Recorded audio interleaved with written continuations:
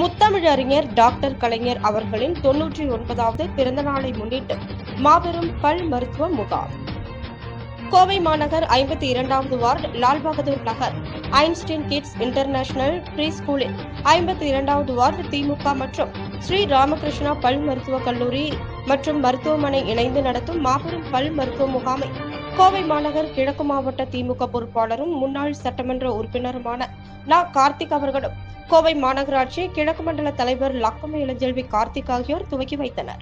இந்நிகழ்வில் பீளமேடு பகுதி கழக பொறுப்பாளர் பாலசுப்ரமணியம், மாவட்ட பொதுக்குழு உறுப்பினர் மணிகண்டன் நாராயணன், செல்வராஜ், வட்டக்கழக பொறுப்பாளர் மா ரவி மற்றும் கழக உடன்பிறப்புகளும் பொதுமக்களும் கலந்து கொண்டனர்.